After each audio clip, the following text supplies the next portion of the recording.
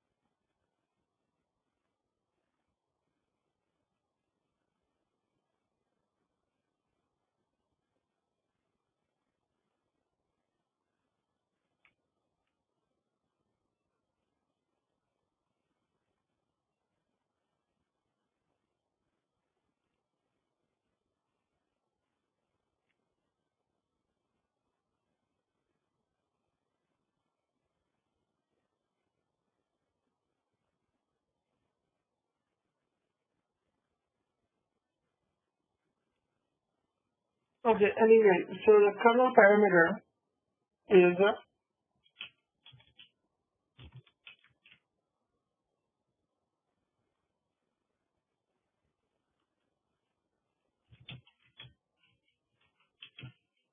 changing the behavior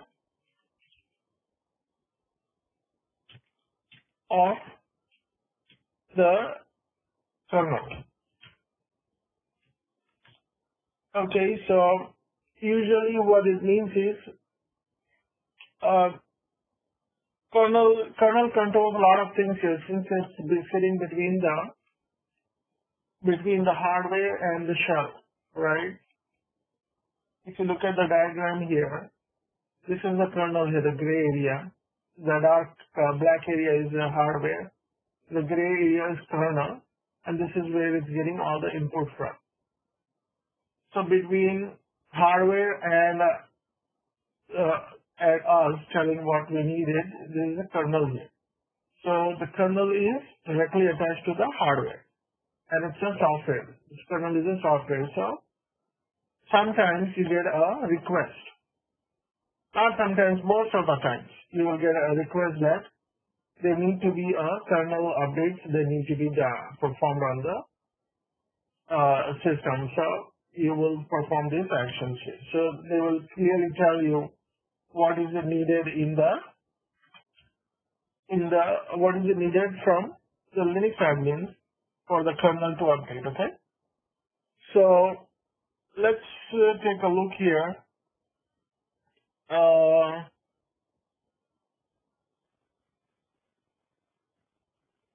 Okay, there is a command called systemctl, sysctl-a. Okay, so these are the things that comes up in here. These are the settings. These are like automatic settings right now. The system is providing you. I mean, look at this. There are a lot of settings here. How the IP6 config is configured. And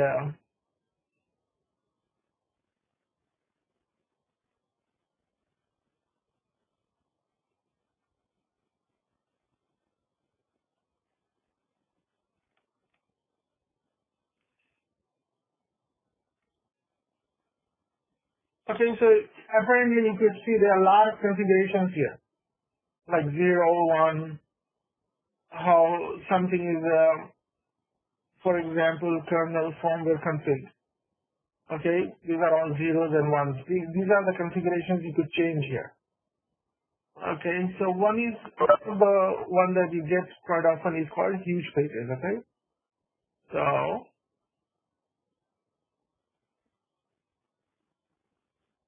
so let's go in here.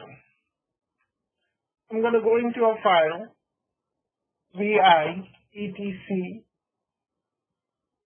sysctl.conf.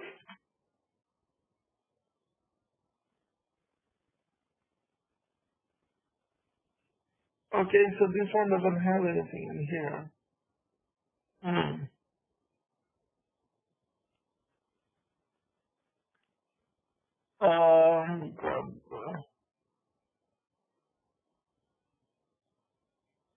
Okay, give me 1 second here, okay?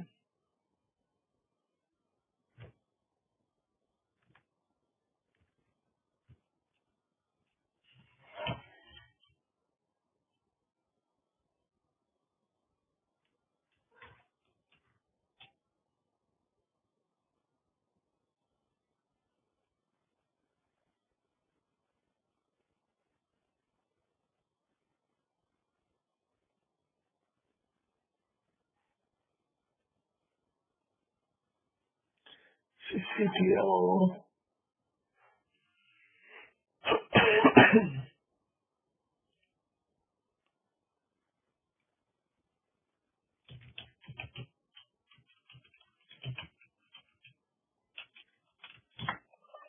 This is a quick question, please.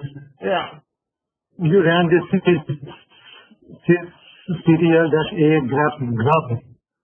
How did it find out these 5, 6 items that we can see on the screen? There is no word called graph. Yeah, grab is the one we updated yesterday. We updated the. No, I'm saying Alright, go ahead. I'm saying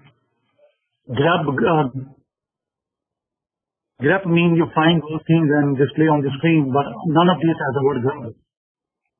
Yeah, the graph. Yeah, just hang on a minute here. Let me find something here. Sure. Studio.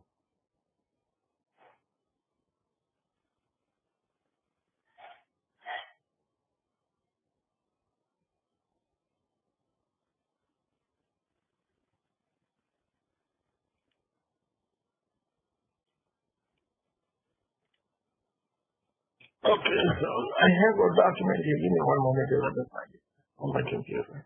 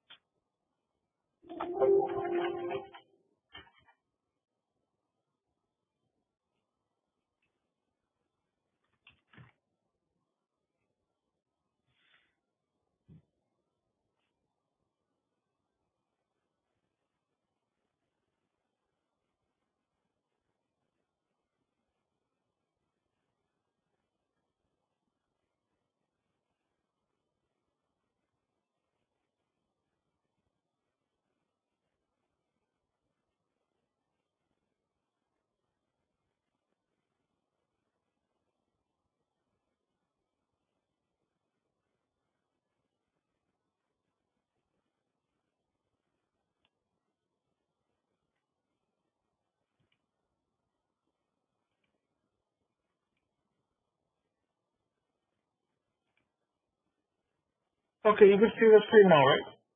Okay, I found the document here. So let me run this command here, and let's give me 1 second here.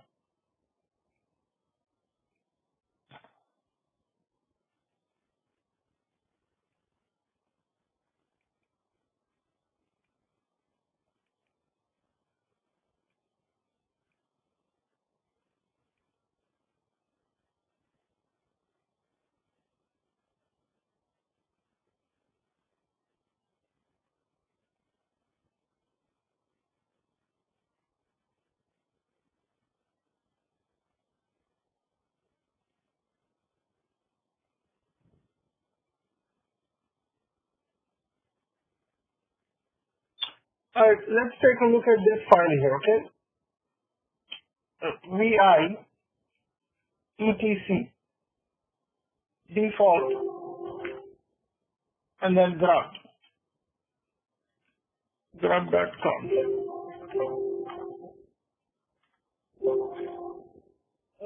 Grub.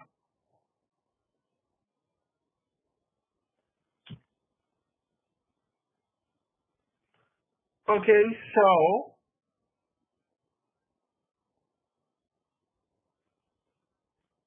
grub saved crash file.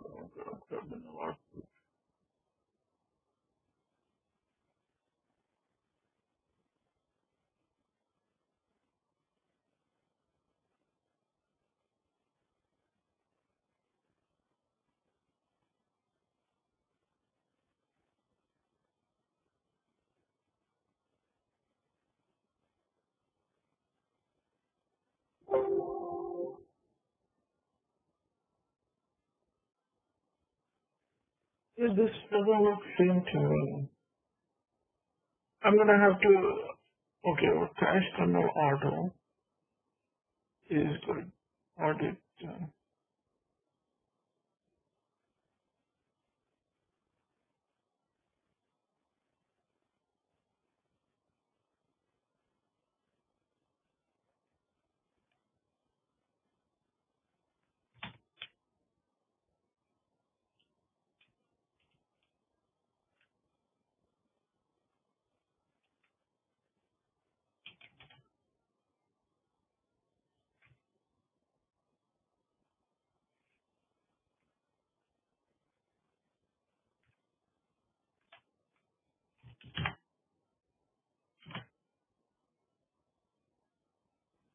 And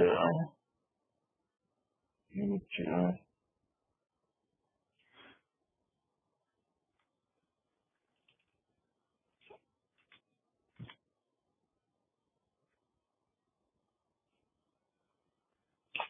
Okay, so what happens is sometimes you get a message from the database team. Okay, don't stress too much on this here. Sometimes what you get is you get a request from database team because they work in database a lot. So there are some kernel stuff in here that they need to make some changes in here. Okay, so this is one file they have, and what is the other file they have is enable a huge page size and define. Okay.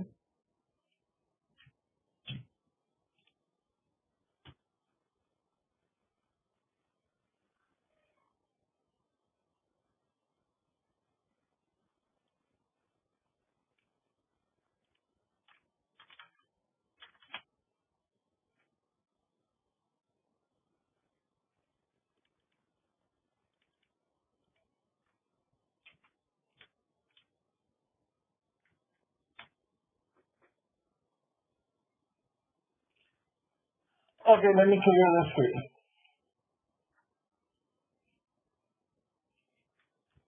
So you have these two files here, defrag and enabled.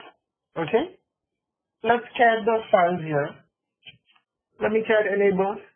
And you see always here, right? You see always is highlighted here. So what they want sometimes is they don't want always highlighted, they want never highlighted here. So if you go into the file VI, if you have always in this square bracket here, okay, that means always is active. Okay, you're with me right now, right? So in this file, always is active. And if you go into this file named defrag, okay, over here it has the machine device this is active here. So what they usually prefer is they prefer never, both file set to be never here. Okay, this is very important. When you are dealing with the kernel parameters, you have to be very careful and make sure you have all the documentation when dealing with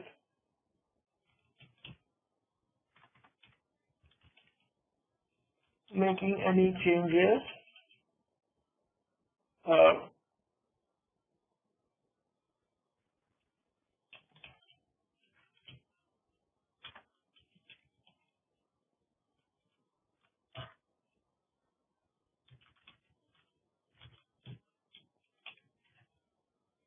Okay, and usually this comes from database team.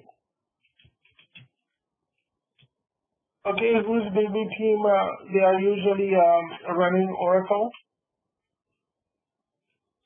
DB, and MongoDB, and there are some other databases here. Depending on your company, you will get the request here. So most of the time, in my work history, usually you get it from Oracle database, because the Oracle database is very prized database inside a company, and they closely guard the Oracle database because it's a very nice database and it can handle millions of requests or queries when you have an Oracle database running. Okay, so how do you make the changes here?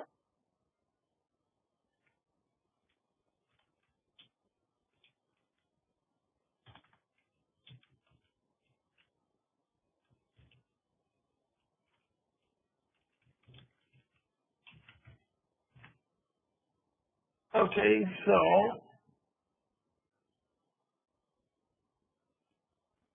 you got this as never, always, and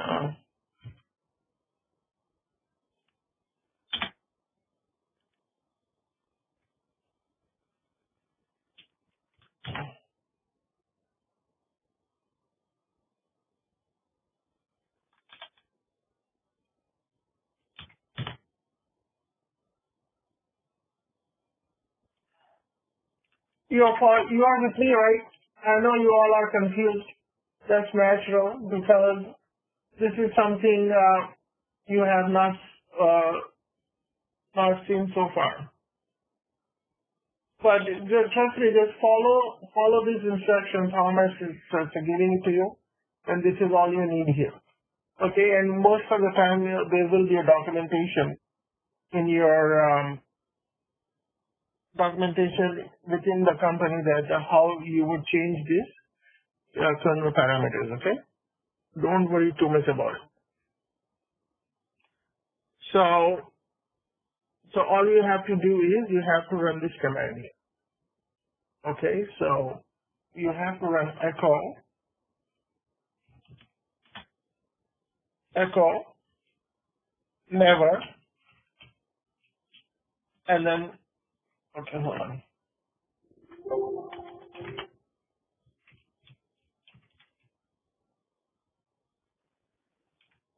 And what you're doing is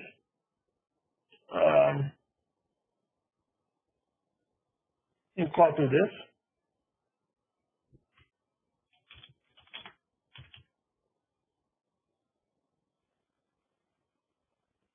and enable. Okay, and you do the same thing to this to defrag.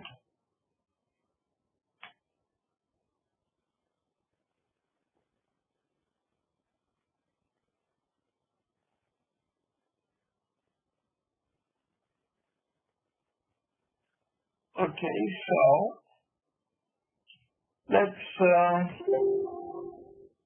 let's do cat on these ones.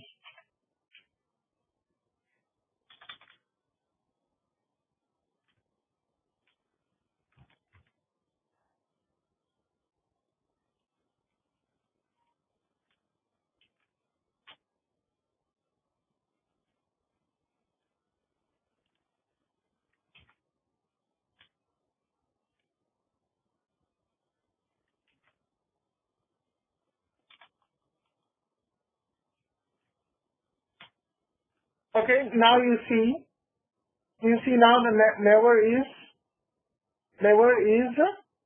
selected here in this scenario.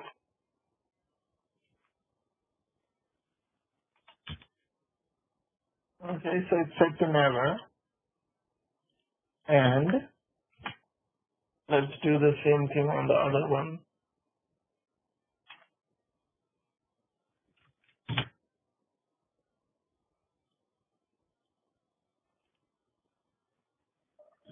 Brother, just one question, please. Yeah. We echo the command never to that file, to both those files.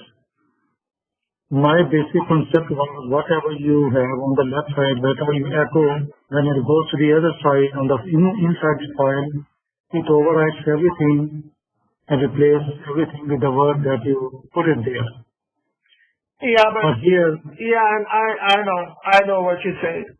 But this file this is how I've been doing here. I always thought about what's the question you got now, and I always thought whatever you put it in there, it should overwrite, even though you're not using double arrow. Even though you're not using double arrow, but I don't know. This file behaves just like this. If you do it to any other file, it will definitely override it, but this file, I'm not sure if they have some kind of protection or not, but this is how it behaves. Okay, yeah, that's a very good question. Very good question. Okay, now for you to make the changes persistent, just run this here. GRUB2 hyphen MKCONFIG. Okay, so it will update the kernel parameters for good here. We used this command yesterday, remember? We used the command yesterday, didn't we? I don't remember the one. Right here, grub2 mkconfig. Okay? Yeah, we specified to the grub file here, but today we did it for the entire grub config file. Okay, so this concept is pretty new here, don't stress too much on it, but whenever you get the request, you just have to perform this. So you will get many requests, many kind of requests. All you have to do is find out in your company that if somebody have done this already once before, and they usually keep a very good documentation when it comes to configuring the grub. Okay?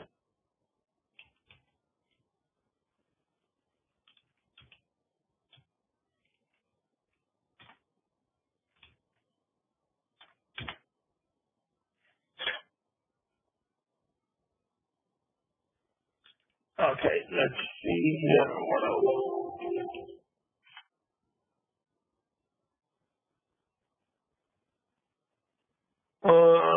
I'm checking what else we need here.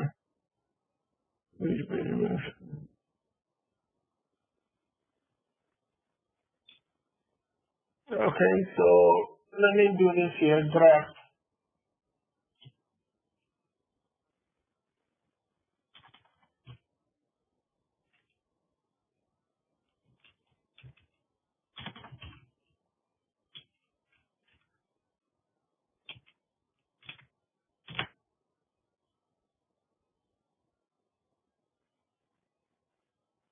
Drop a huge page size.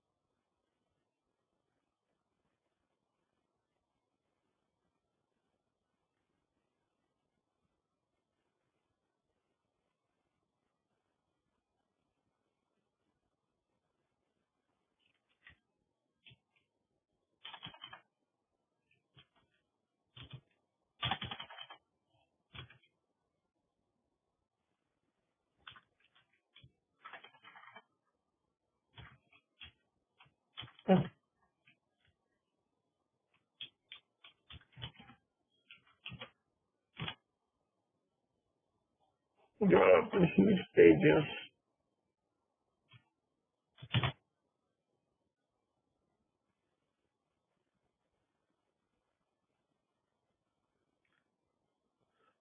Okay, so what it is sometimes you get a request from the database team that they have some kind of concept called huge pages. Okay, what are huge pages? This is something that a database team use for a single database file in the memory to perform. So what is this proc folder? Memory here, right? So this page loads in the memory and then it performs some important database task here. So you will get some kind of request to change these huge pages here. Okay, so let's take a look. I'm going to go to etc folder and I'm going to lay ls. Alright, they have, so I'm going to do ls hyphen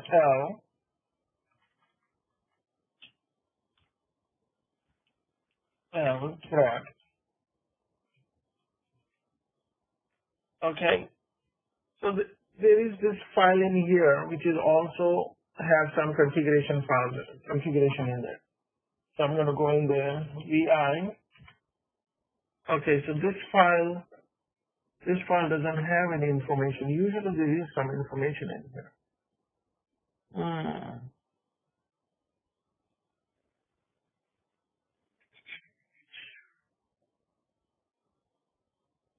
Okay, give me 1 second. I'm going to start another box.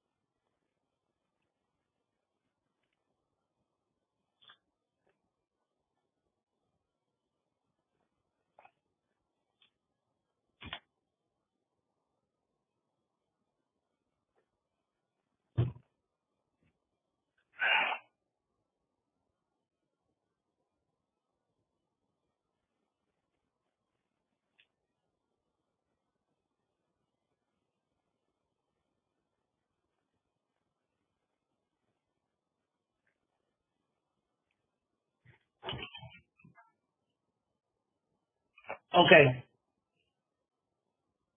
All right, let me close this here.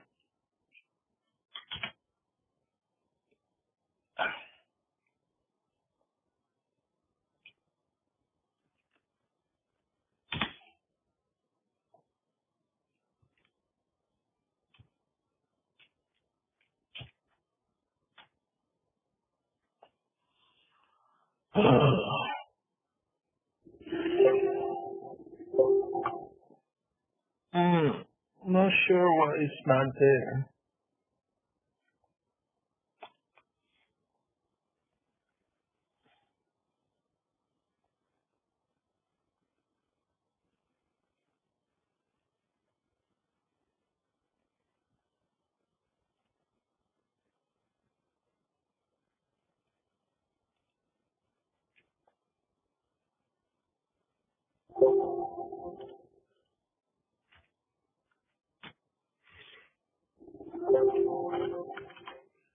Okay, usually I just copied this from one of the documents I have. Okay, what usually happens here is this. There is some information is already in there, but right now I'm not able to display this to you because for some reason it doesn't have any pre-existing information in here. Okay, so let's do this here. Let's pretend, okay, this information is already in there. This information, don't worry about this. This information was already in there. So what I'm going to do here is, let me delete this line.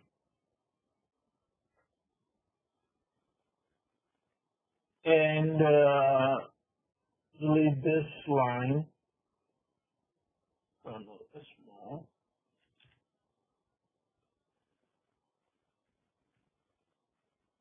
Okay, so this one is active.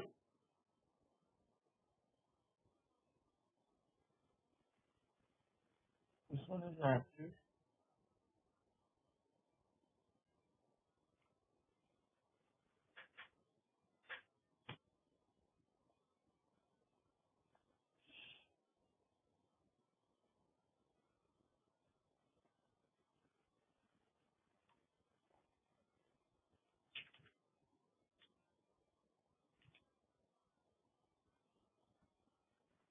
So now let's run. Okay.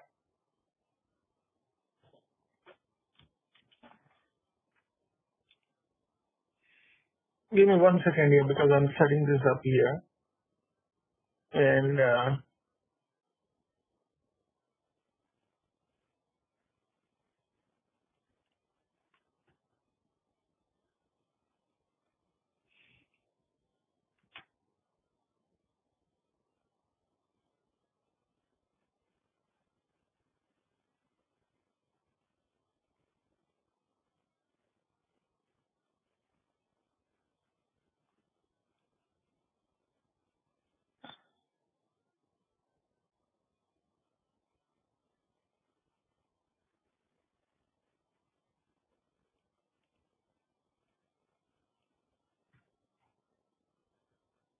okay, this file and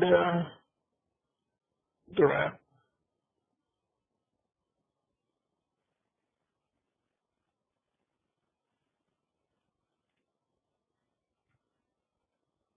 Which page is 250?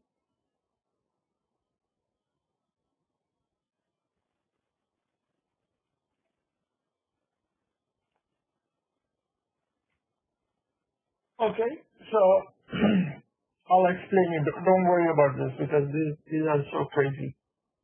These things are so crazy for me.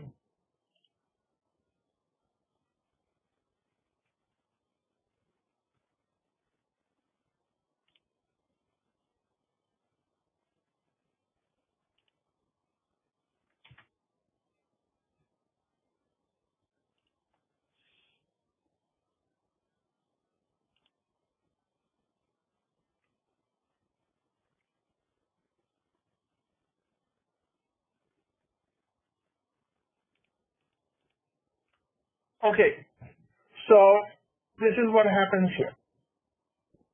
So unfortunately on this system, the settings were previously not installed here. Okay, but this is how it usually rolls. So what happens is somebody will send you a request that they want to change this number here. This one is 2048 and this one is 373 and these are the numbers here. So what will happen is they will send you an email or a ticket that says like you want to change the information and they will exactly tell you which information they needed to change, okay? So what you have to do is you have to look at the information and based on that you will work on it. So in this example,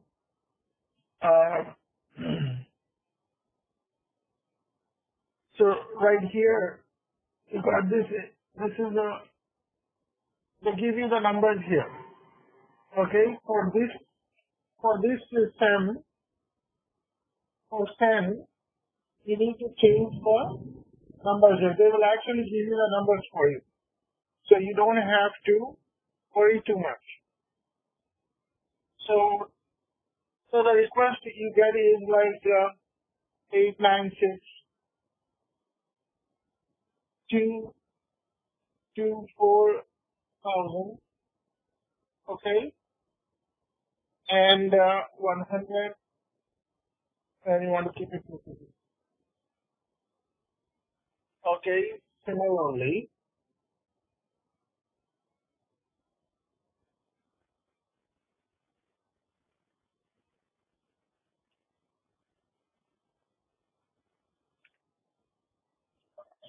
Does SEM stand for something?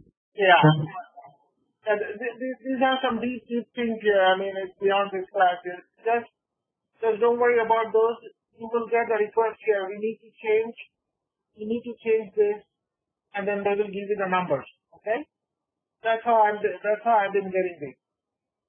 And also, you will get a request to change the huge page size.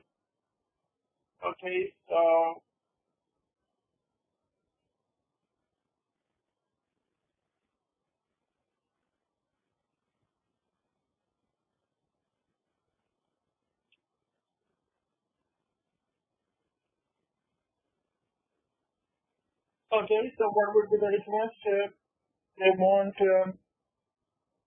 a huge page size. Uh,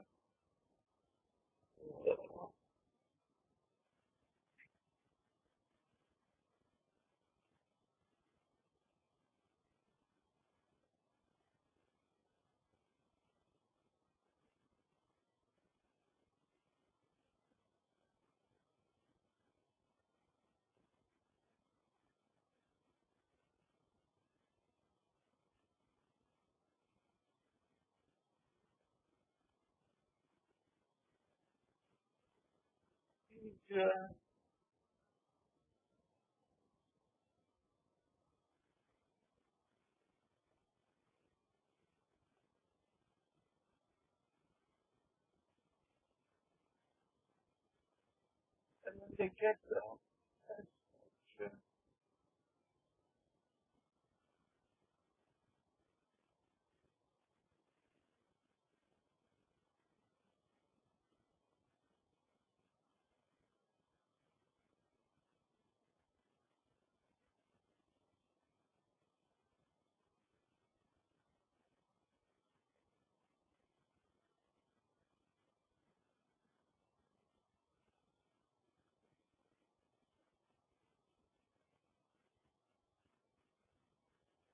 it's small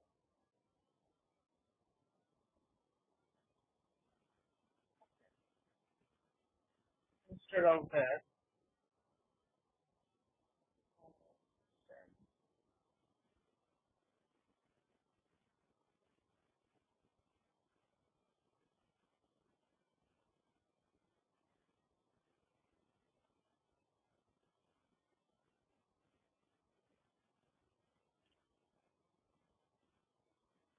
Okay, so you got a new request to change the value to this.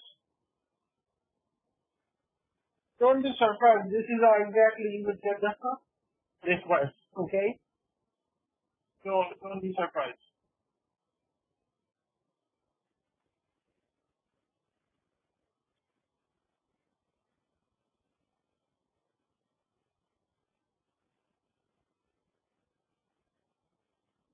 And let's see here.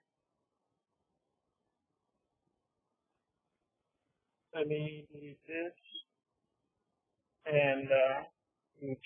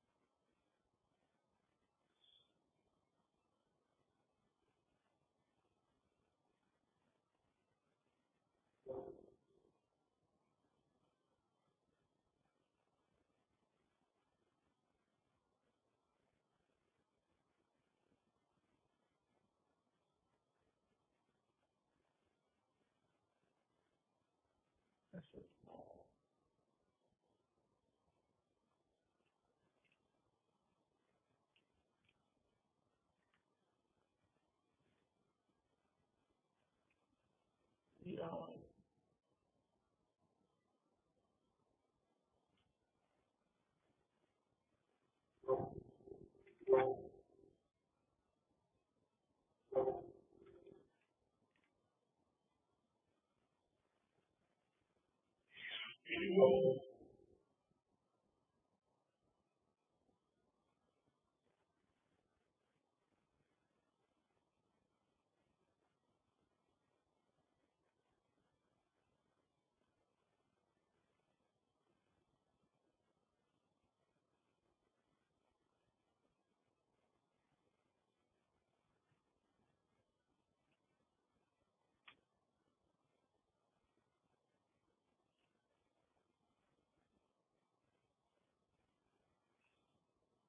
So let me see, cat,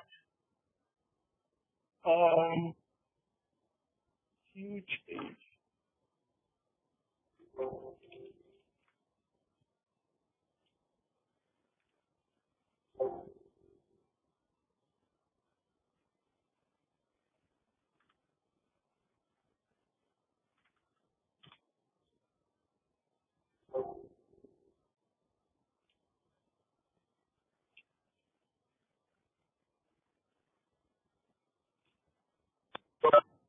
Okay. So this one is set to 270.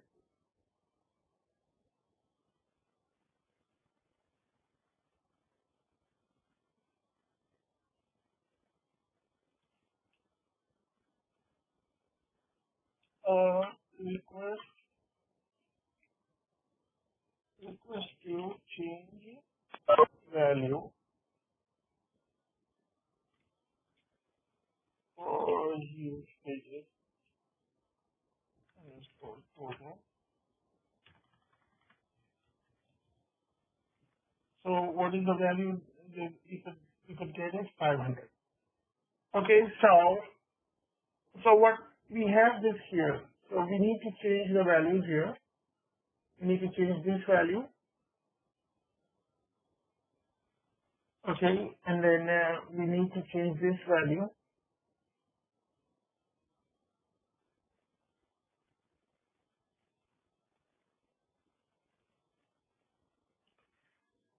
Not this one here. Okay, so we need to change this value. And we need to change these values here. The one in yellow, we need to change the values.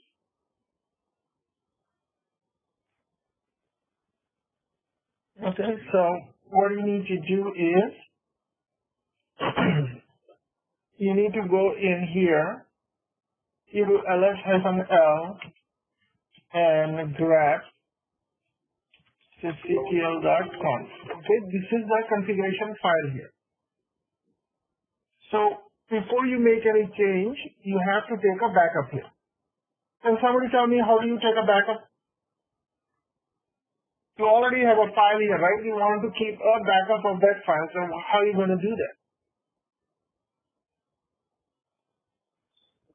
You can make a copy or you can. Exactly. That's what I was looking for.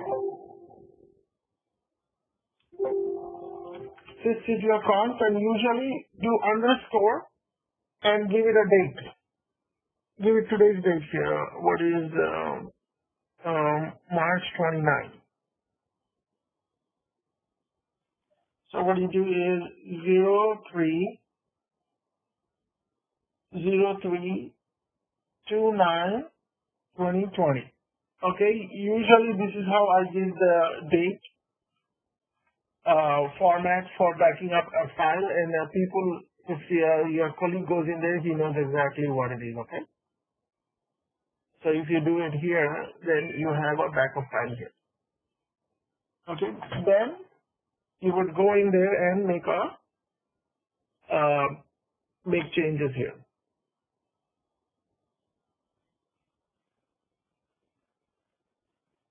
Okay, all right. So how are you going to do the change? Very simple. Just have to edit depth. VI. Okay. So very first thing what we need is we need to make a change to SEM. SEM. So it's this one here, kernel.sem. What you do is you make a copy and you paste here, and then you make the previous, comment out the previous line here, okay? See this one is already has some changes done here, so always keep track of the previous file. Even though you made a backup of the file, but it's a very good practice to keep what has previously been changed here. So the request here is to change this to 250 is being changed to 896. 896. Okay, again, these numbers, you will get these numbers from the database team here, okay? Don't sweat on this. You're not doing anything, you're just going in there and making changes here, and the exact numbers would be provided by database team. And then there is a request to change as small,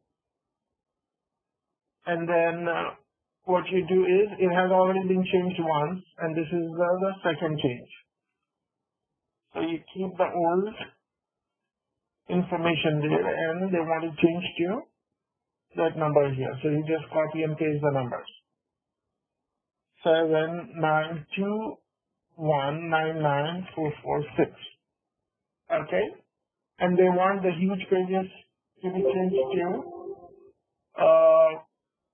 500. So over here it's showing 500 in huge page total. Huge page total. Give me 1 second here.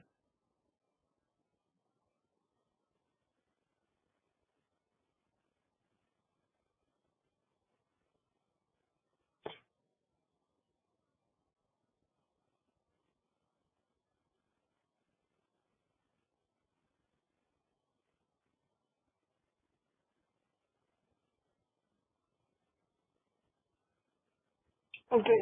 In my document, the request is to change it to 257792. Okay, so let's change this to, you keep the old number and you change this to 257792.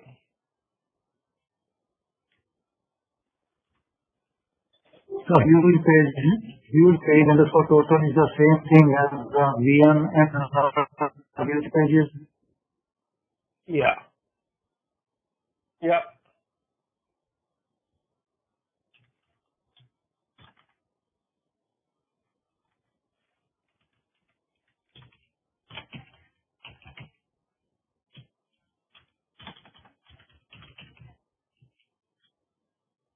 So the numbers will be provided by DB2.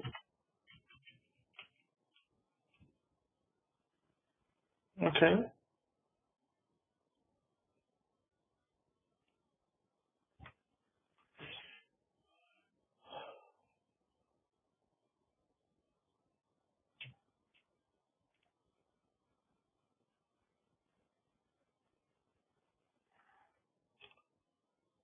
Okay, we didn't change this here, so I'm going to go undo. We change this line here. Look at this thing that they all look similar. You got to be careful which line you are selecting. For example, this one here, it says SH max and SH small, right? So you got to be very careful which line you are editing.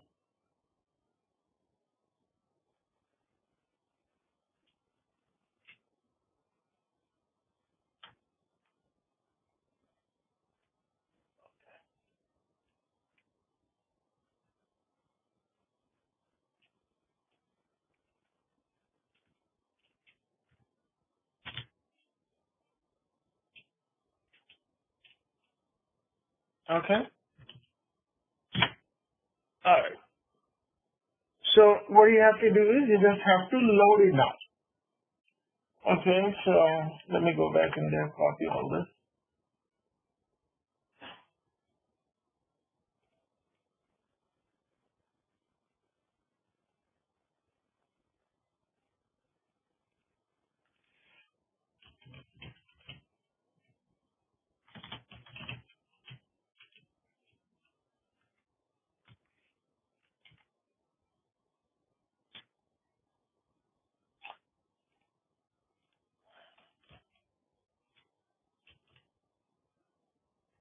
So what you do is you make a copy, right? Let's have another grab.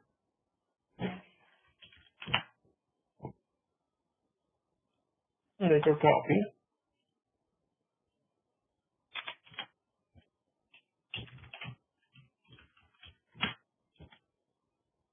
Okay, and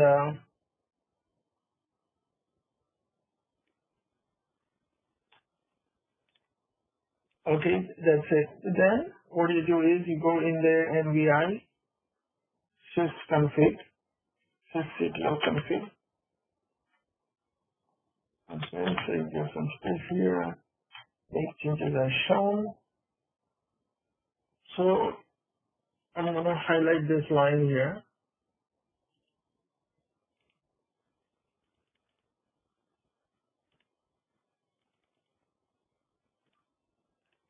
Okay, and clear this out.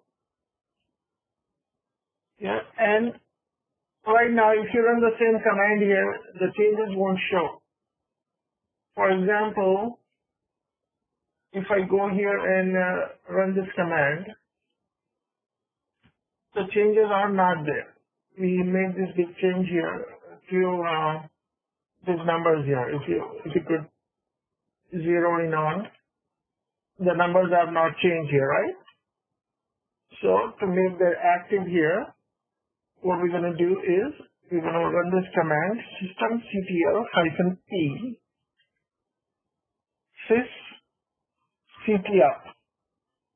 sysctl-p, and you give it the command here etc sysctl.conf.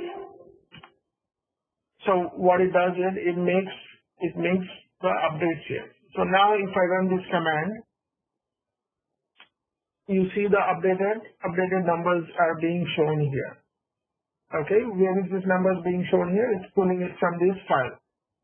So we ran this command earlier, and this was the number, and this is the updated number here.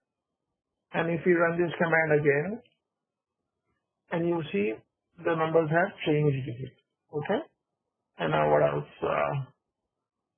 What else was that? Huge page, right? That grab huge pages. Fragment.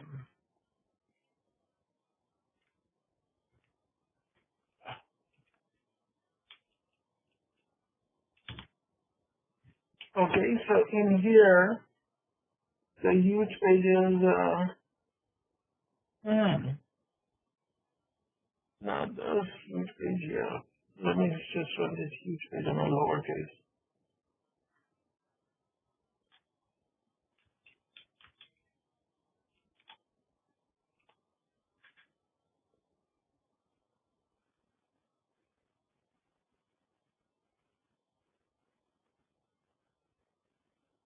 Huge page, why is it?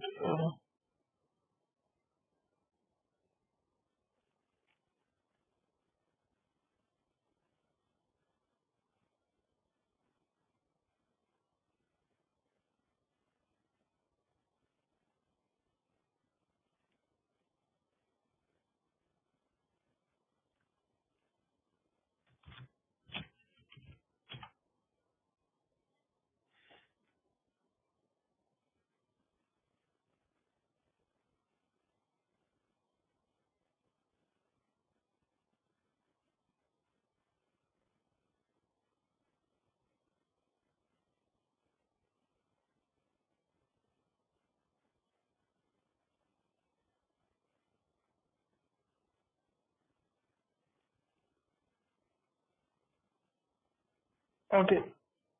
So I don't have any documentation for that.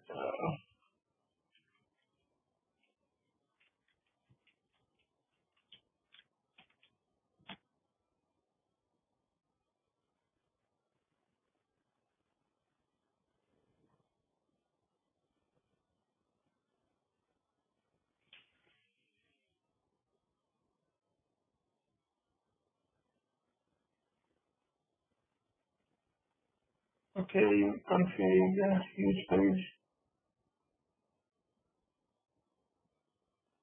system CTL has a P.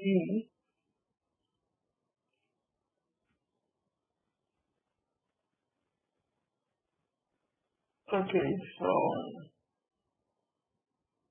open,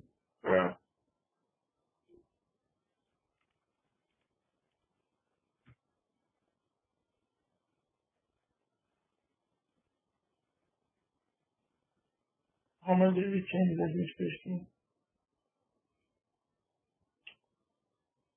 Huge page was 273 and 257792.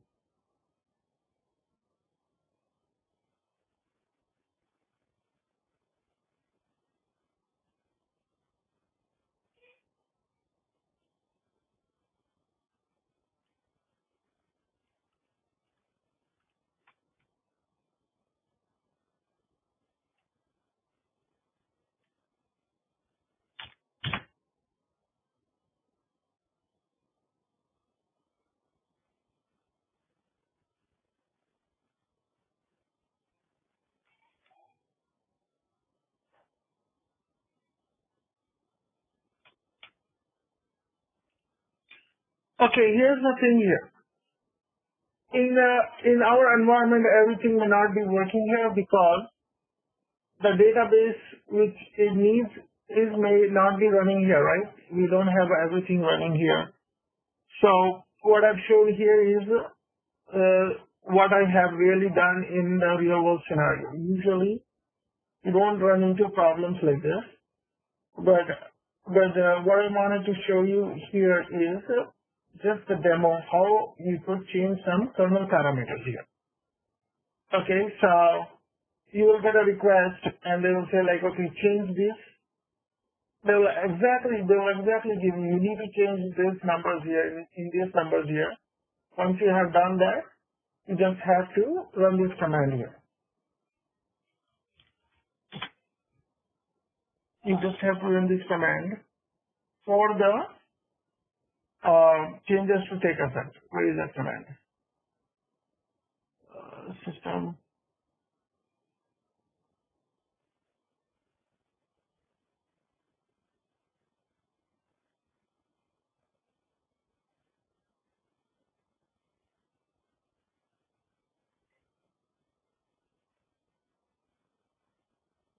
Yeah, this command. Make changes as shown. Then run this command for the changes to take effect.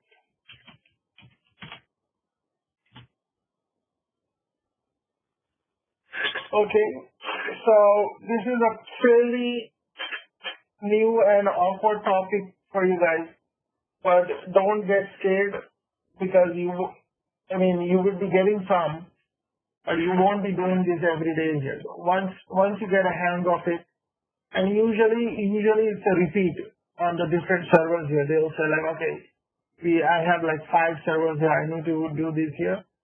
Same exact numbers on 5 different servers. That's it. You just do it on 5 different servers and give it to them. Okay? All right. So, any questions so far?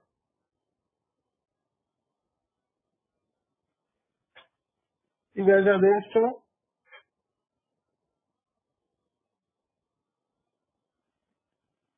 Hello? Did I lose you? Yes, sir. Yeah. Okay. All right. So that's the end of what I've been teaching you all along. So now I'm going to look into some troubleshooting. And if you guys have any questions after today, the class is over. And what I could tell you is I have taught you a lot of things here. I didn't teach you everything, but there are a lot of things I teach you. And you should be able to secure a job when it comes to that. And in the website, I put in some interview questions here, which you will be getting in interview. You could memorize those. There will be about 60 questions, interview questions. You could memorize them and be ready for the interview. And then I expect everybody to send me your resume. Mubin has already sent it. He is already ready to go. So I'm expecting from you guys who have not sent it. And just put in the document and set up a time this week. I am available all week here. I'm working from home, so we could any time during the day you guys could set up like 1 hour or 2 hours, and we'll finish up on your resume. And then once the resume is ready, I will share it with it's on now.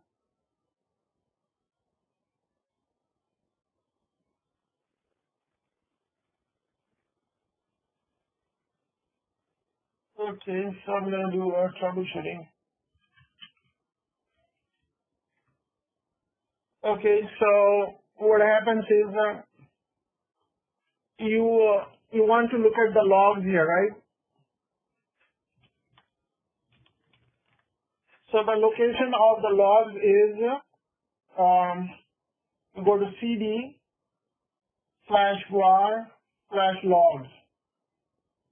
Okay, and if you do ls in here, there are some logs being logged here. So, but most of the time, you look for the messages logs.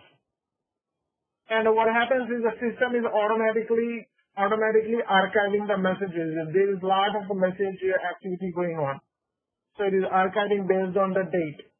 So this is 2020 and March 26. And this was archived on March 14. This was on 15 and 26. And these are all the other things in here. So, but you should worry only about the messages files here. If you do cat, so there are all the messages activity going on in here. So if you have some errors in here, you could go down in here and take a look if there is some kind of errors coming through. Okay? So, troubleshooting.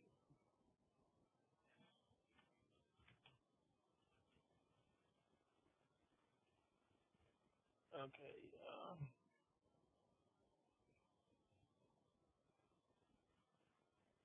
Okay, good. So now, let's see. You check the system logs. It's in the folder is war log folder, okay? And here you could check for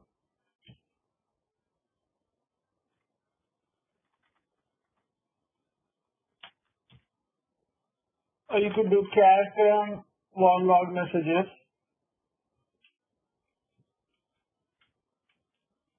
for errors. Okay, all right.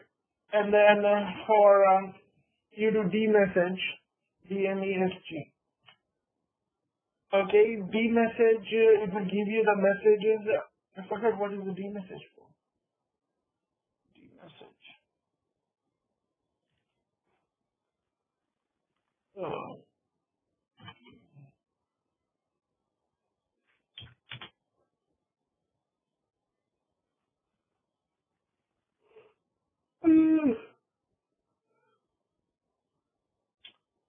Okay, so dmessage is the kernel error messages here. Okay, so let's see. We fooled around with kernel here a little bit. Does it have any being remounted text files validated refuse?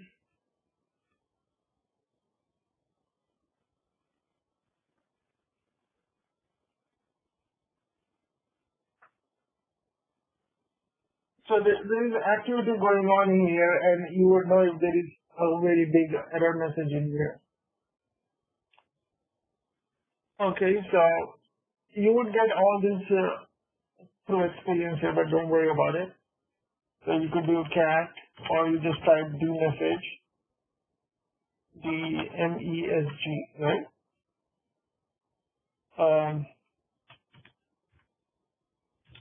For kernel errors.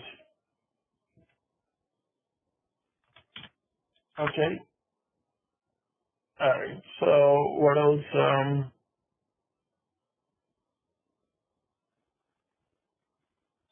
Ours log.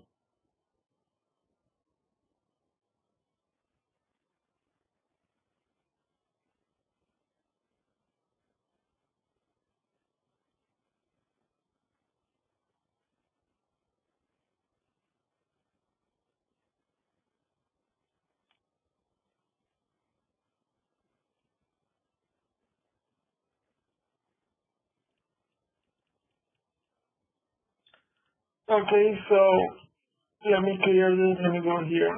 So if you want to look at the memory size, you type free-h. Okay, you type free-h for the memory.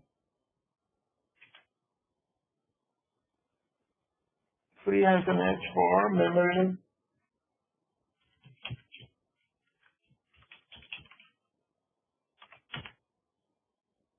For memory information, you type free-h. Okay, and it's giving you the swap here. Sometimes the swap is full. So you will get a request to flush the swap. Okay, flush the swap. What does flush the swap means?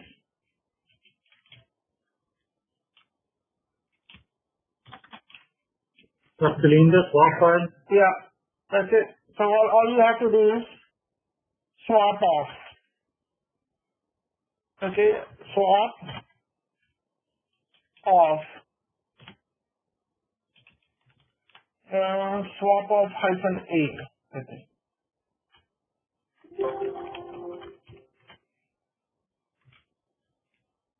Swap off -a.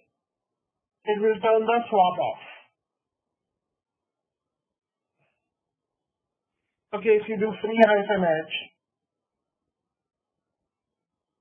the swap is gone. You won't be able to see the swap there.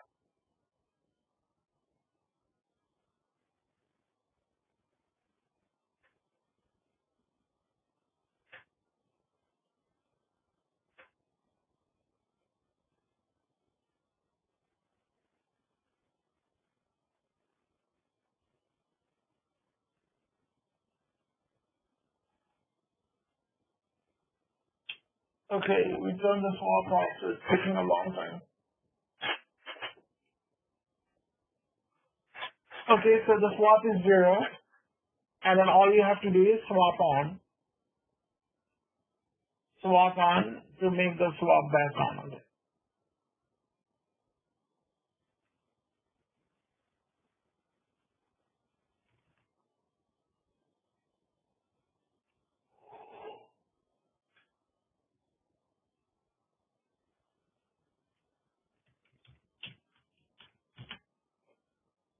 Okay.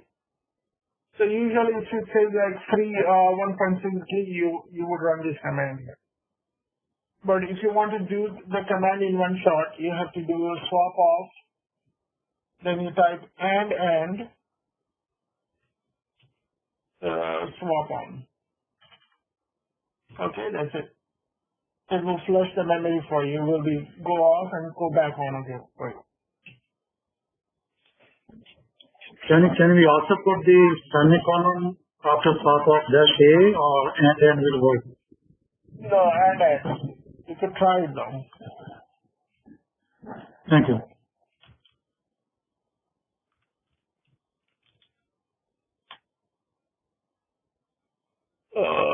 Give me 1 second here.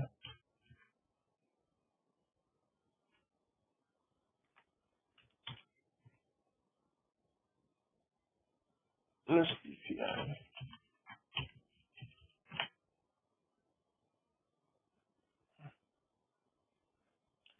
And then if you want to get some error messages, so what you do is you type sbin ets2.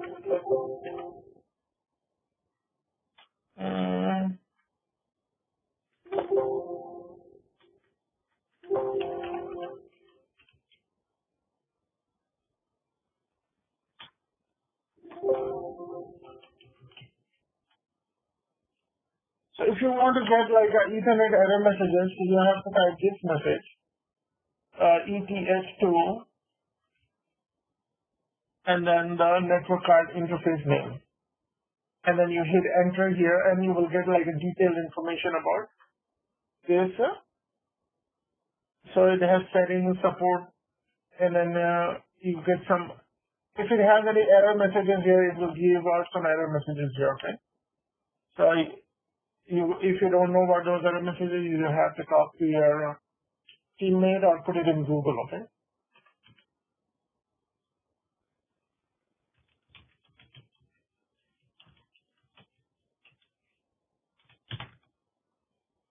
Okay, and let me,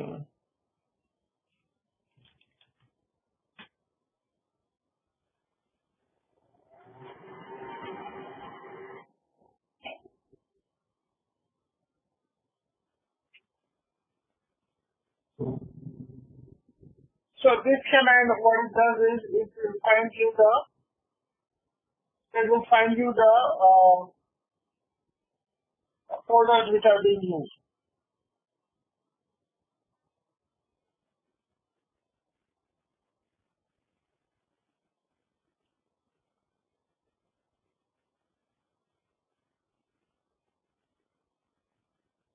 Okay, so I ran this command here, and what is it doing is it's bringing top 10. 1, 2, 3, 4, 5, 6, 7, 8, 9, 10. It brought me top 10 folders which are top 10 types of the folders which are being used here. Okay, so not the folders or the files. Files and folders. Actually, what this command is bringing is it is bringing me the information about the top 10 disk usage. Okay, so the root is using 2.6 GB, and then USR is using this much, the root is using this much, and then root Zafar is using this much because we have this 1 gig of file, gigabit of file we created yesterday. So you get an error message that there is not this thing, so you run this command and find out who is using this, all this disk space. Okay.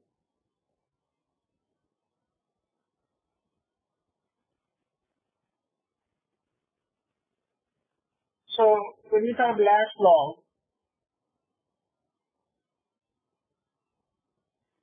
so what happens is when you type last log, it will give you the last login information or the activity which is going on here. So right now it is telling me that the root is logged in from this terminal, and it is keeping a track. I logged in here on February 22nd. Okay, so these are the users who logged in here. Should you say they never logged in? These are the system users.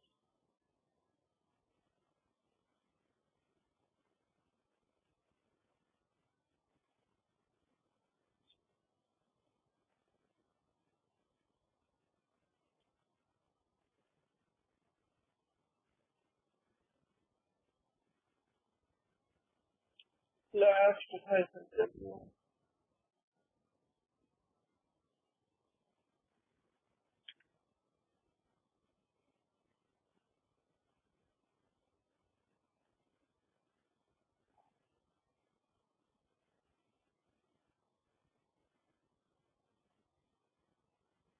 So last has been done here will give you the activity which is going on here. So the root logged in, still logged in, system boot, and then there is a reboot here. The system was rebooted.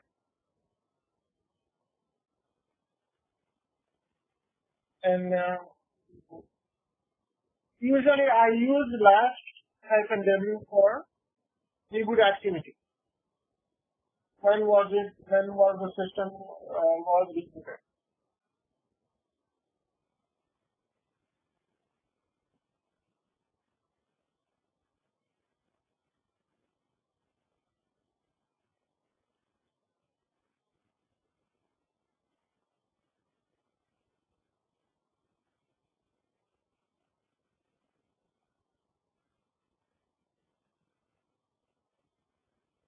Okay, if you're using a physical server, what do you use is, if you want to check the size of the memory, type CMI decode -T.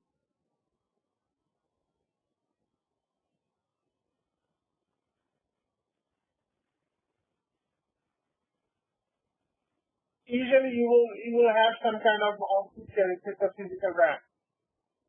If you're using it on a physical system, you will have some kind of RAM here. I think I have a physical box here.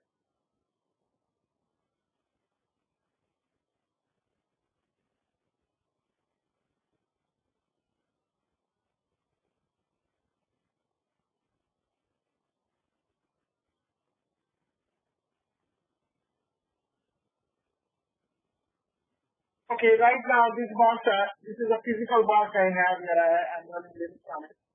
And if I type that information here, it's giving me a detailed information about each pin. Okay, the physical memory array, location, and all that. And this is the memory device. And if it has any error information, it will give you some errors here. Channel location, bank, manufacturer information, serial number. Oh, look at this. Giving you the serial number and all the good information here. Here's the rank 1, rank 2, rank 1, rank 2. So if you know of the memory works in pairs, right? 1, 1, 2, 2. So this is what it is.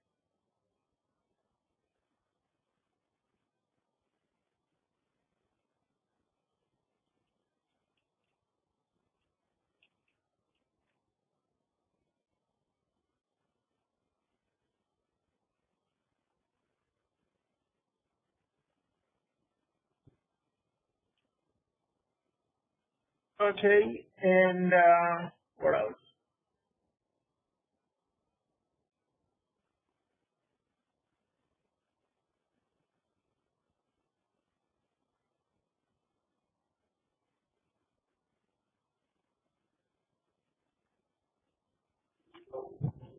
And for the physical servers, sometimes what happens is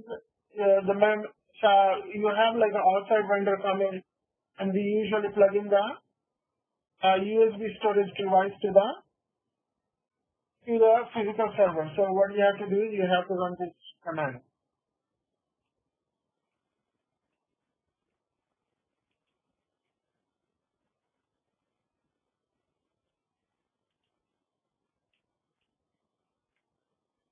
Okay, so what you have to do is macro -R, means remove, and then the device name. Usually it's USB underscore storage. If you do df-h lsdlk, okay, you know what, hold on, let me plug in this USB device I have to this box, and we'll see.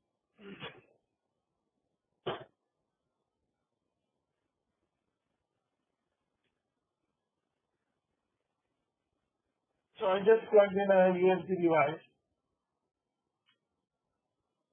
and is it showing in here?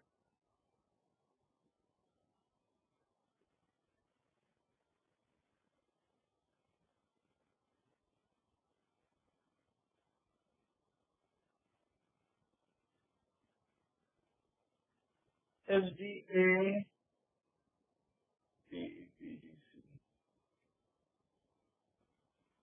okay, so this is SDD. There was SDC and D here, right? So let me run this scenario. I just plug this in. So this is a SD drive here.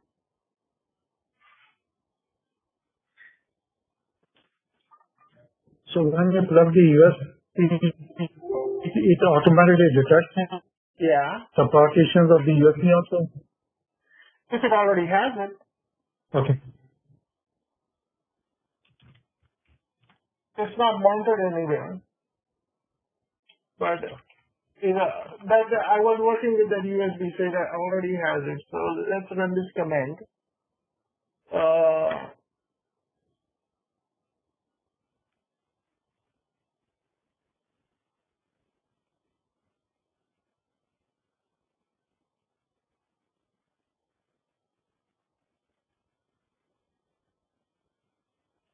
So I'm going to run the mod probe, has an R, and let me just type USB underscore storage. Module, fatal module is in use.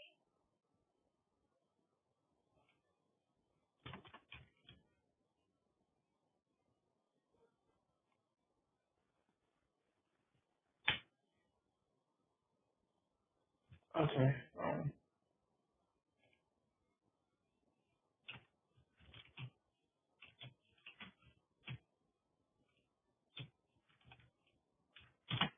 Alright, let me do this for you.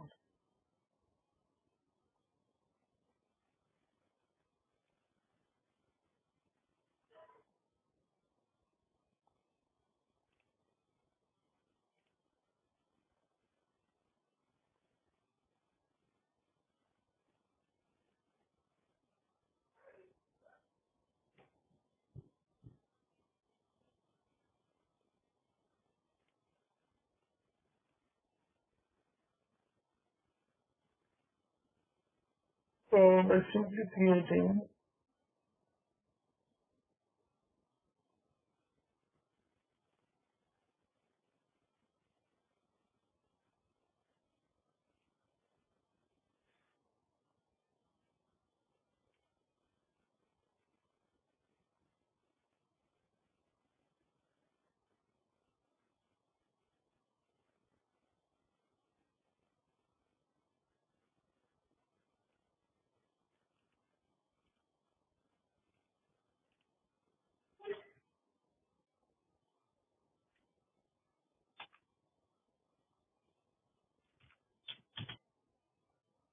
and then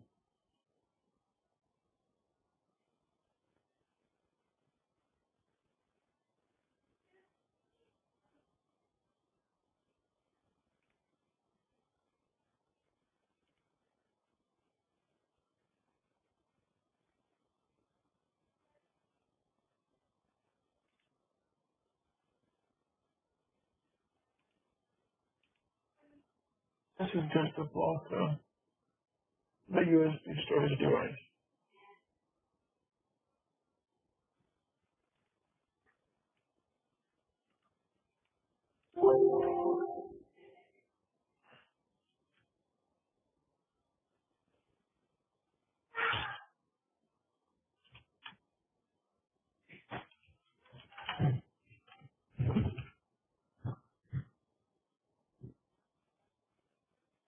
Okay, so there is one in there.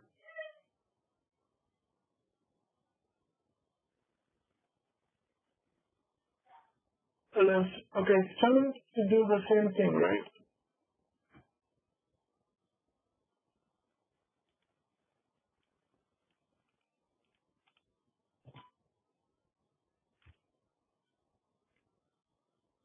Okay.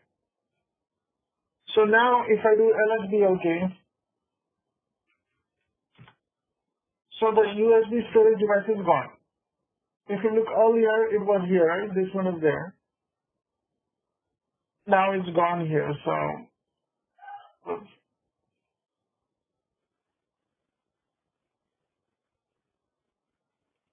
Okay, let me unplug it and plug it back in and see if it's working.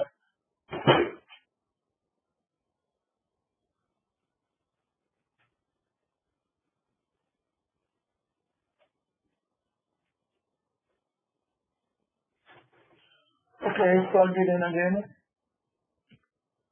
Okay, so it's back. So if you want to temporarily disable here, because sometimes it will cause some problem here, so you run this command here, okay?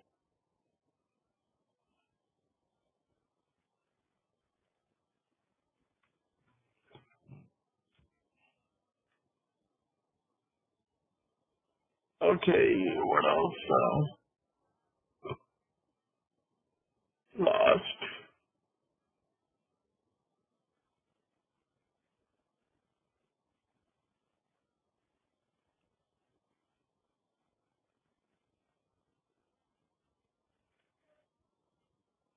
Okay, so sometimes what happens is, let's go into cd or logs, okay, and then ls-l.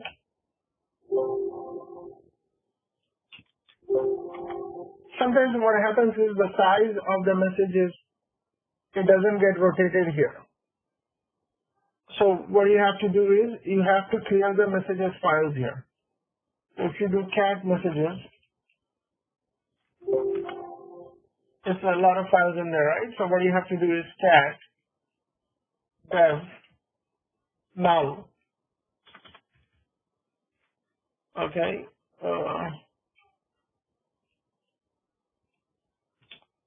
Then you go messages. And if you do cat messages, there's nothing in there. But if a new message comes in, then it will start writing to it. So what you just did is, you just, sometimes the messages file doesn't get rotated, doesn't get archived. So you run this command here, okay? Clear out messages.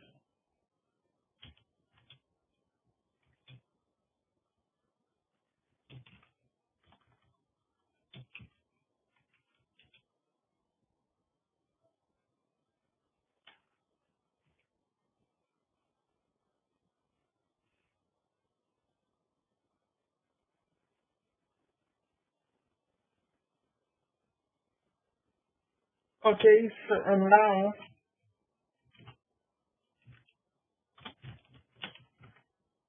so if you want to see the running processes, what you have to type is, you have to type ps-ef, and it's giving you all, these are all the running processes here.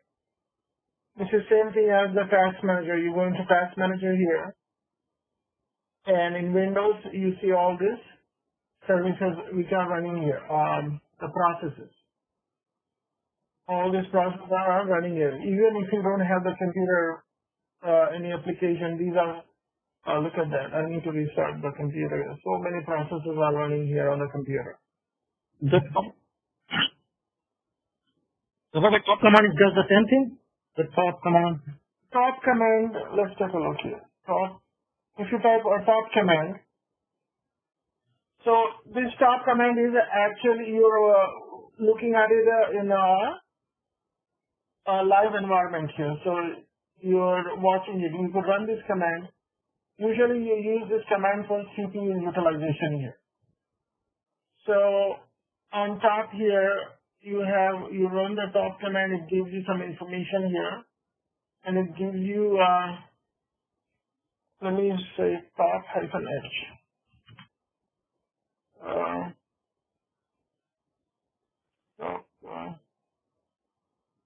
Yeah, let's just do top here. Okay, so it gives you all this information here. It has 2 users logged in, and the load average is not very much. And you have to look for the zombie files. Sometimes your application might have existed, but you would have a zombie in here. So you look for those, and you look for the PID ID. So,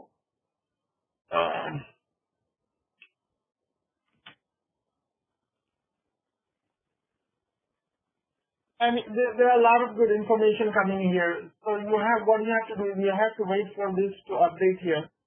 And then if you see like a percentage of memory is 100% and CPU is like 100%, then you could zero in on the application. Usually it's like, it will tell you who's using it, user database or user Oracle or something. Then what you do is you don't take action on your own. You give that information to Oracle team and tell them what they wanted to do, because this process is sucking up the resources. Okay, so you just quit out of this.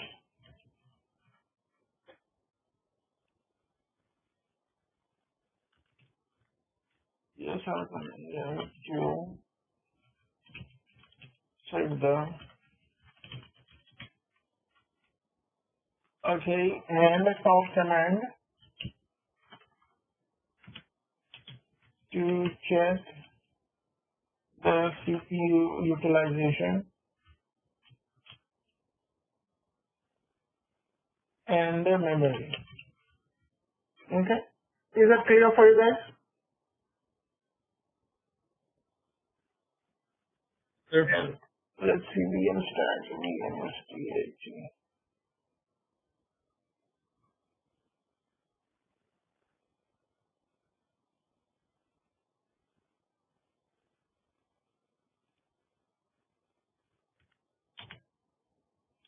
So if you run a VMstat, it gives you the a little bit of detailed memory information here.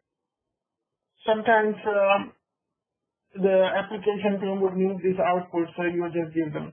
Sometimes application team already know how to run this command, so don't worry about this. But you get some extended memory output.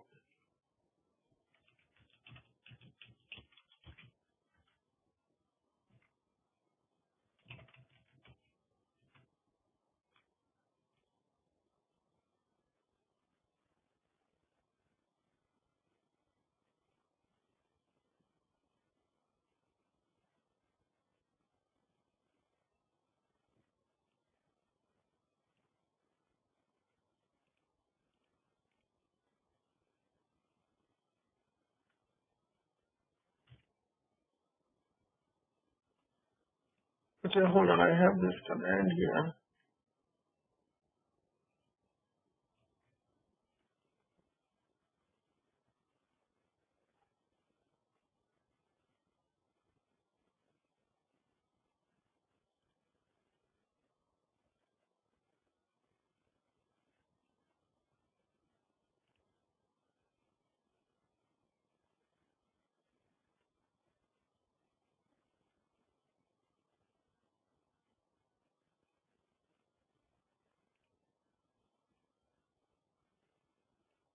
So let me run this command here and see what it does.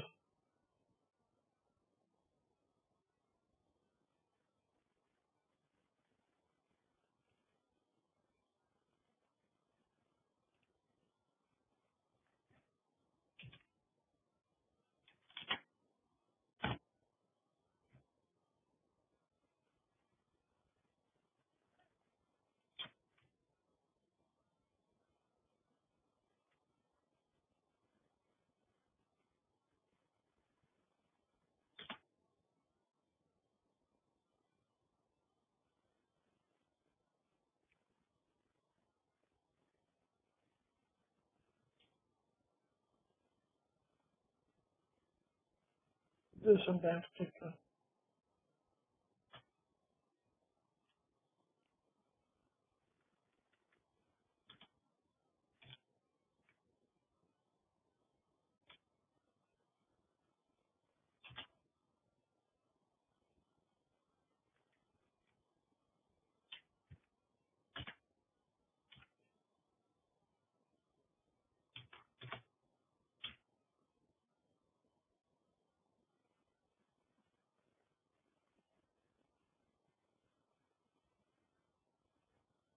Hmm.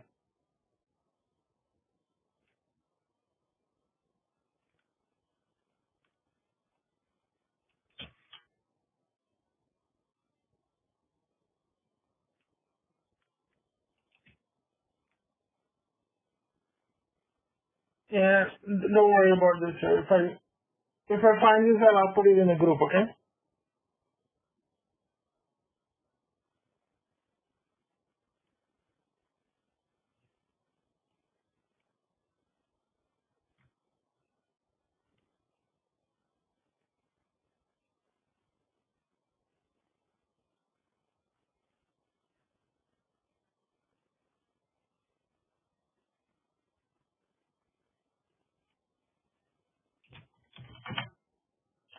Let's see if I could rotate the logs. Log, rotate. Okay. This command is, you use it to rotate the logs here.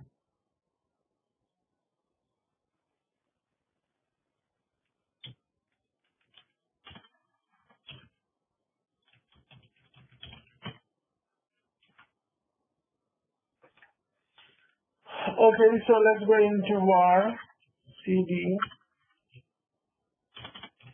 var log ls hyphen l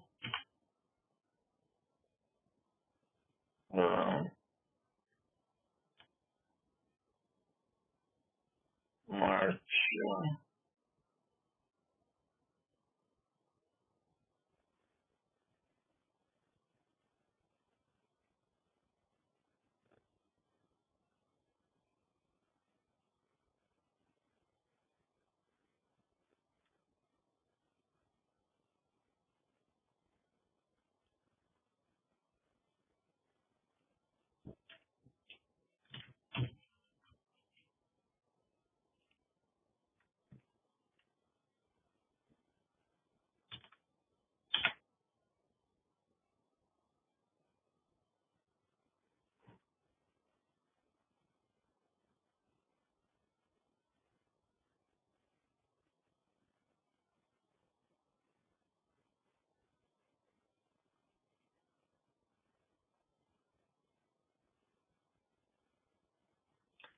Okay, so when I run this command here, log rotate, it resets this message folder here, the message file, and what else it did?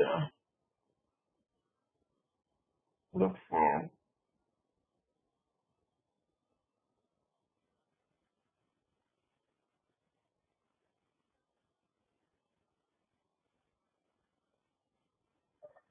So after you rotate, create a new file, what does it do with the move rotate? Hold on, let's run it again.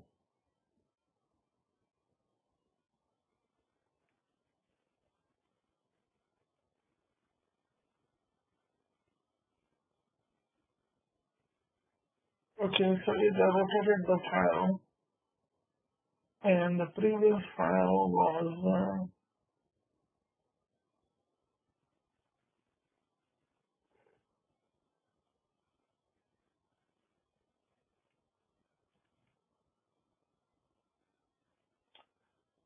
okay, so, oh, no.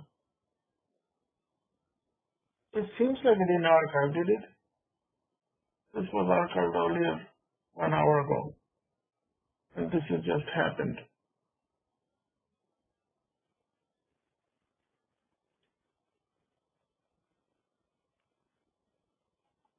So I think it's doing the same thing as we did before here.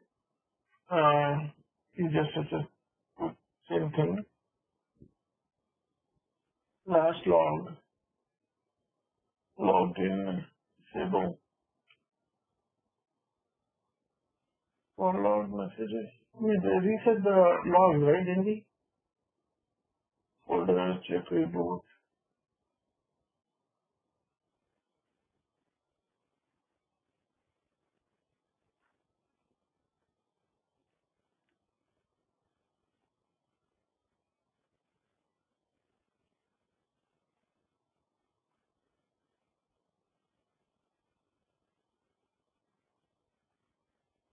Right here, this is the same thing.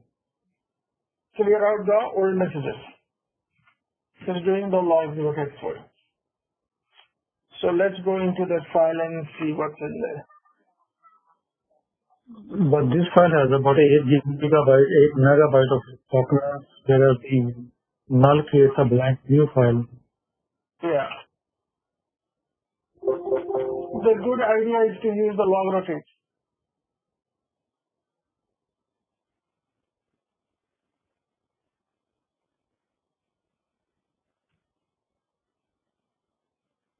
Include locate.btmp.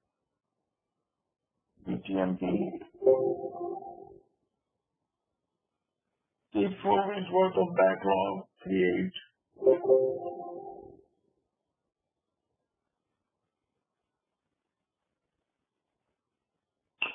So actually the log rotate file is already running. But when you run this, it's running at the moment. It's running at the moment when you actually initiate it. So it's actually set to run like a weekly rotate 4 worth of backlogs and create new log files after rotating over one. Okay, and compress. Okay, uncomment this if you want your log files compressed. So let's uncomment this. It's out of here. Log rotate. Okay, so let's go in there.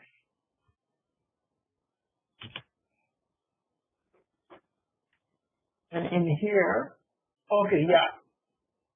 This is how usually this is running here. The messages folder, it got compressed here. March 29. And 1341, and it created a new one here. And okay, it did this here too, but I don't know why the time is different here. Time is showing here. This time is not matching with the system time here. But it did create the timestamp for you. 36. 1336.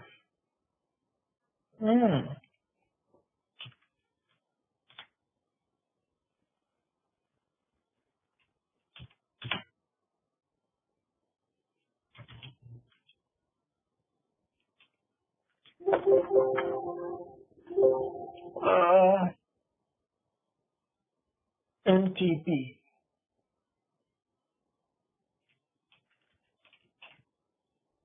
NTP settings.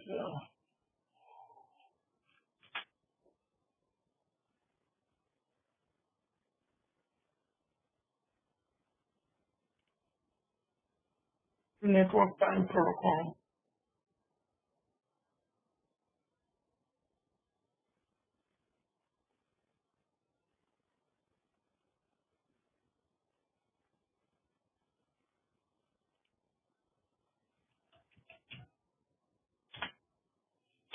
Okay, the network time protocol is not installed yet, so I'm not worried about it.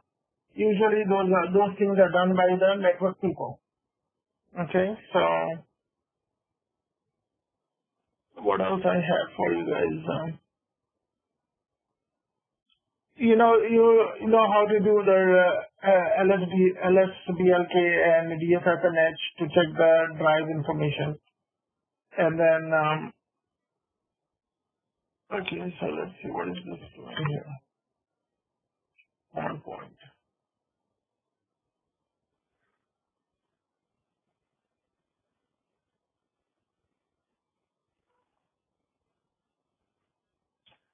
Don't worry about this command here. Okay. Smart CPO hyphen drive.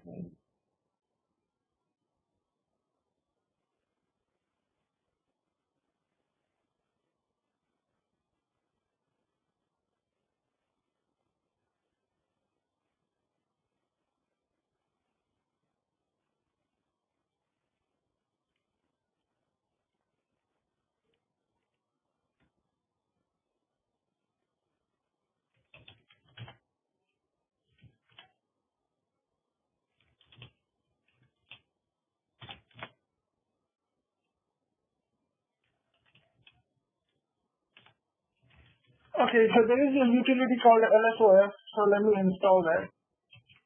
Yeah, install LSOS. Usually this utility is installed on the servers.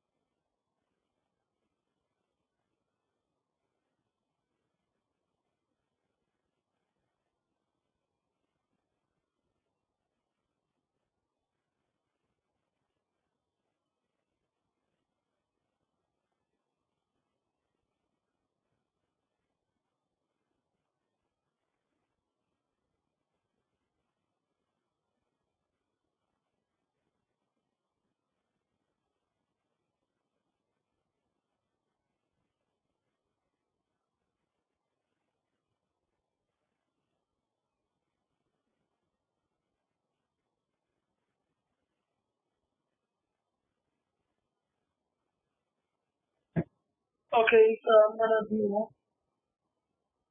LSOS. So what LSOS does is it will give you the open files which are running in the system.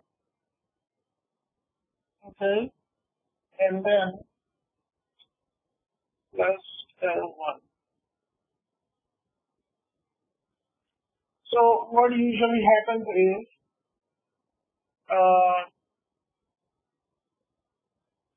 usually LSOS plus L1 it gives you the list of deleted files, but at the same time that file is consuming the resources. That means it's consuming the memory or the disk space. Okay, so what you can do is you could use the kill command. You could use the kill command to get that back. So what is the command? Give me 1 second here.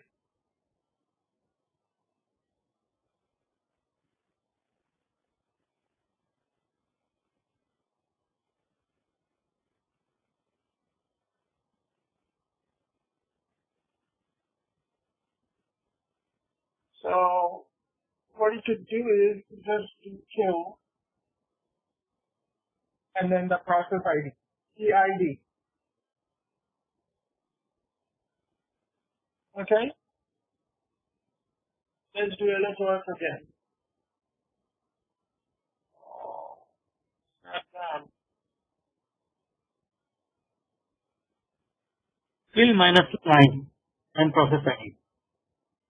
Kill minus 9? Okay. Yeah. It is kill minus 9. Okay, it may have already gone then. Yeah, it's gone. So it may take like a few seconds for it to disappear. But usually what happens is, over the time, usually this problem comes from the database team. That also any other application team, they would be deleting the files here, but the resources won't be regained. Like memory won't be regained or the disk space won't be regained. So what you have to do is you have to run this command. You have to run LSOL to check the deleted files and then get the So this is deleted log files? Is deleted any process? Kill will kill. Kill hyphen 9 and then the process ID, that's like kill the process. Yeah. Yeah. Not the file. And then it's the process that generate the logs too. Yep. Very good. Because it keeps updating the system that I'm running and it spends like the date and the time. Yeah. So in this case, you just run it like LS1 plus L1. So this is just tells like how many process is being stopped. And now L plus 1 is will specifically look for the deleted files. The deleted files, but still being stuck in the memory or being used by hard drive. It happens, okay? Oh, okay. Believe me, when you delete something, it doesn't really disappear right away because the memory will be guilty or something might be there. Got it. Okay, so you use this process to kill it right away and then regain the memory information. Oh, and it's just like when you kill it from there, it's just like when you delete something from the desktop, it goes to a recycle bin. And then you delete it from there and then it gets completely goes. Now this one is same thing as this one, is still stuck into the. So if you try to if I start it here and but still it still will be in there. It won't be gone from there right away. It will take some time to do that. So this is what's happening here. Okay? Right. Yeah. Got it.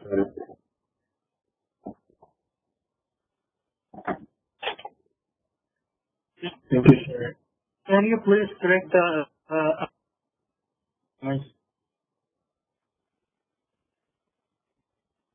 I'm sorry, what?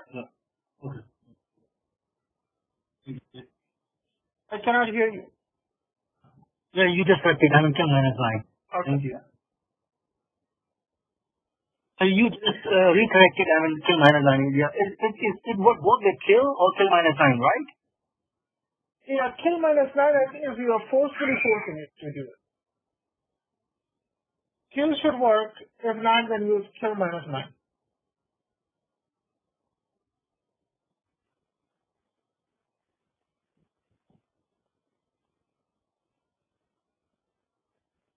Okay,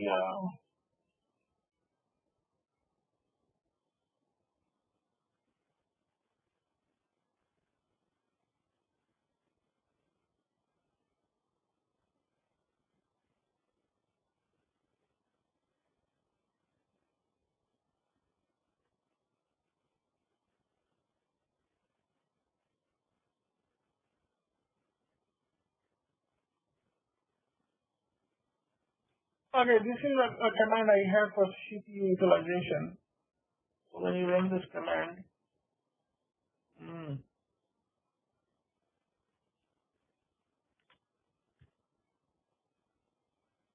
UID or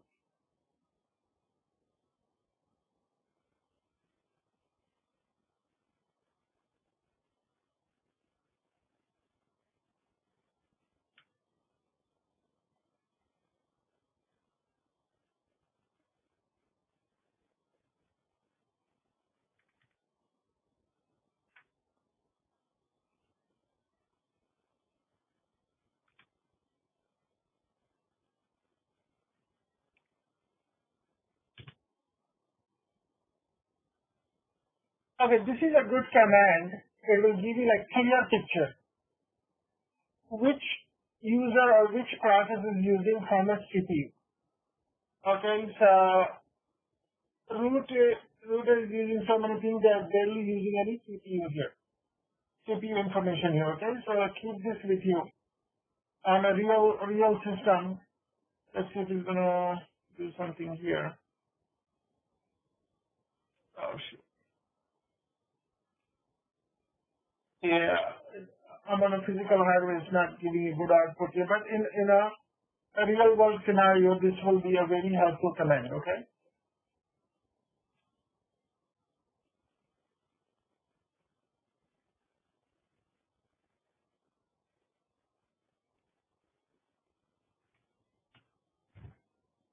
Use this command here. It will give you the output here. Look how nice you have, like, who is the user, what is the user ID, what is the PID, and then how much CPU is being used, and what process is used.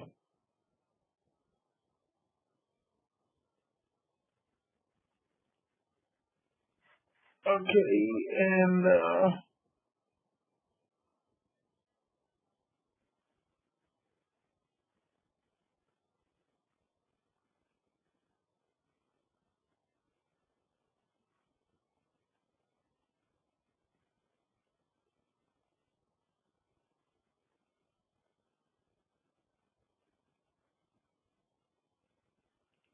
okay, so free hyphen H, and normally you would see something like buffer, right? Okay, you have the buffer. It's been using 54 megabytes here, all right? But if you want to clear that up, what you can do is you can run this command here and hit enter. And if you do free H, the buffer, it should be clearing now. I suppose it needs it here. But you will see the difference here. Sometimes the buffer is in not megabytes, in gigabytes. Or maybe for this system it is using 1 gigagram, right? So if it's like 800 megabytes of buffer, what you can do is you run this command and it will lower it for you. Okay? You lower the buffer, memory buffer.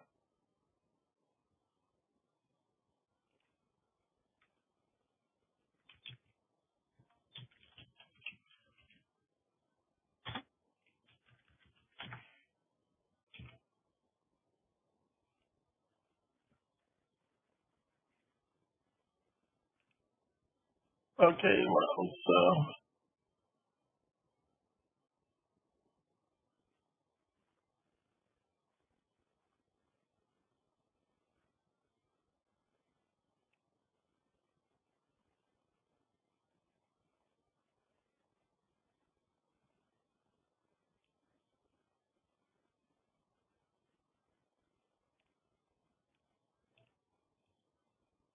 Okay, I think these are all the things you would be working with. Day in and day out. You could create a little script here.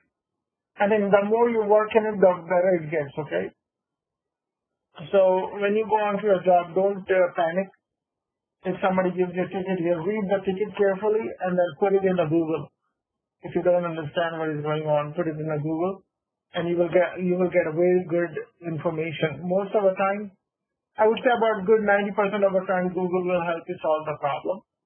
And if the problem is specific to your work environment, then you talk to somebody in your group and then they will help you with that.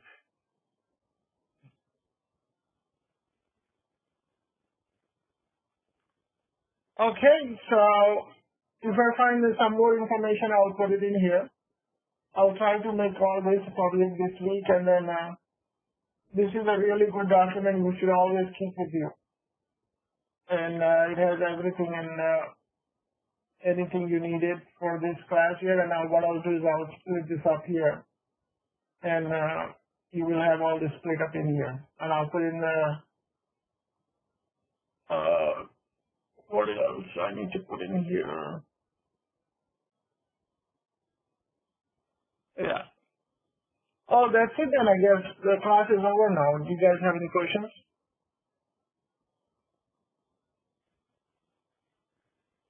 Do you mind to just put this file, upload this file as is today, brother, so that I have not seen this file?